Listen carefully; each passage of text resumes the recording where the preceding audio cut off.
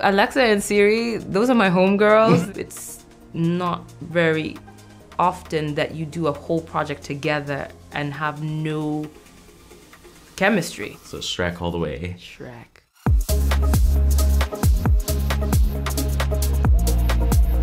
I loved the movie so much. It made me cry like 3 times, which I did not expect. But I wondered what drew you to the project specifically. I read the book by Peter Brown and I really loved the source material. It is just as sweet as the movie is, you know, and it doesn't shy away from the message it's trying to convey. There's an earnestness to it, and I think oftentimes when we're making movies, there's kind of like an allergy to earnestness, but there's a place for it in the world, and I like it when you're able to be sincere of feeling and intention, and this film is that. But it's also told with imagination, and there's a whimsy to it as well that is very sweet. Roz is this sophisticated robot, but with the innocence of a child, you know. She has to learn from scratch how to live on this island, and it's that I thought that was such a smart way to explore something as pivotal as becoming a mother. Which is true. I mean, when parents become parents for the first time, they're flying by the seat of their pants, so I hear. So I thought it was a really meaningful and loving celebration of parenthood. Yeah, definitely. And I think as well, like you were saying, there's a different elements. It's also really like funny. Yeah. And I can't remember the character's name, but the one that Catherine O'Hara voices. Pinktail. Pigtail, yeah. So like I found that the like lines and her perspective in it just showed really well like parenthood is like there's no rules, everyone is learning as they go. Yes. Like you say from what I hear. Yes. But it's also like a good reminder because there's that point of watching things as an adult where you're like, oh yeah, I remember when I realised my parents were people as well. Yes, and that they're living their lives for the first time, you know? So it's also a good message to teach kids, like, maybe don't be so harsh because they're winging it as well. Yes, exactly. That's what clicks with me. Yeah. No, so yeah, like you said, you voice Roz, who is a robot. And at the beginning, it's definitely a very robotic voice. You've nailed the AI voice. Thank you. I want to know, who helped you? Did you speak to Siri? Were you speaking to Alexa?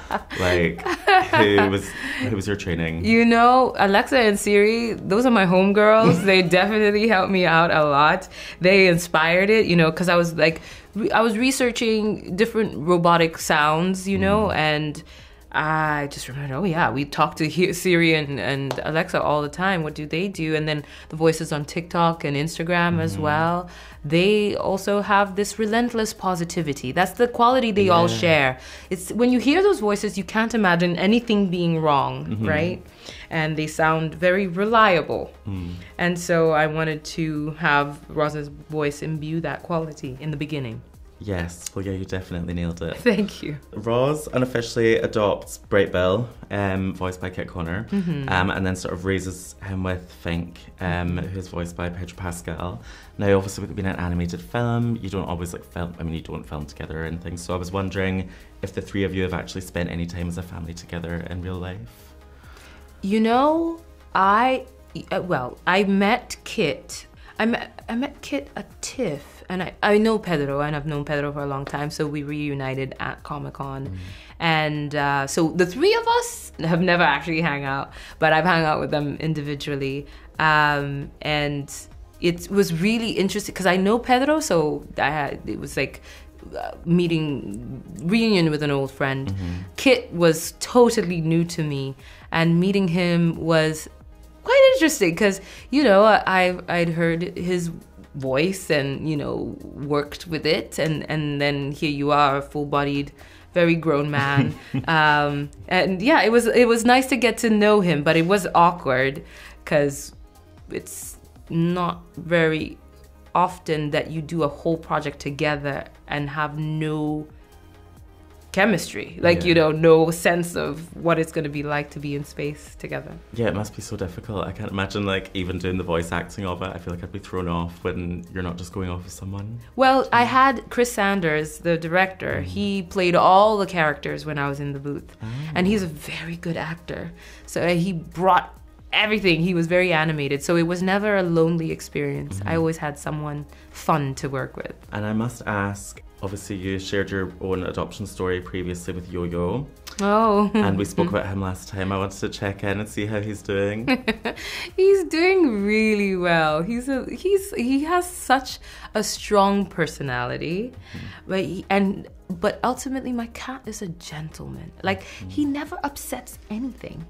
You know, I see all these videos online of cats doing the wildest things and breaking mirrors and TVs and all this. And my cat, wherever I leave things, that is exactly where I find them. And I am so grateful that I chose, that cat chose me, you know? Yeah, very lucky. Yeah. I have a puppy and he's insane. Things are definitely not safe if I'm not around, so I'm jealous. With this film being a DreamWorks animation and it's got 98% on Rotten Tomatoes. Already sequel has been discussed. Seems safe to say it's another DreamWorks classic. So I wanted to find out your own favourites from DreamWorks. Ooh. So, Shrek or Madagascar? Shrek. Shrek or Kung Fu Panda? Shrek. Shrek or Shark Tale? Shrek. Shrek or B-Movie? Shrek. So Shrek all the way. Shrek. So for the sequel, if you were to take any DreamWorks animal, would it be Donkey that you would want to introduce to the franchise, or? I would love to see Donkey with Fink. That would be a really interesting movie of its own. Yeah, that would be so good. A good spin-off. Yeah, a buddy movie. Yeah, throw Puss in Boots in there as well. Yeah. A couple quotes that really touched me. There was one, "You can do anything he can," and another one, "Fly like you, not them." Yeah. Do you have any nuggets of advice or little pieces of wisdom that you were told when you were younger that have stuck with you? That's a really good question. Let me think. Well, my mother said to me when I was living in America and wondering whether I could ever go back home, she said to me, "You are a citizen of the world." And that I hold that close to my heart, and I think about that. And really, we spend a lot of time thinking about nationalism for borders that really don't exist. And I like to remember that at the end of the day, the earth is mine, as it is everyone else's.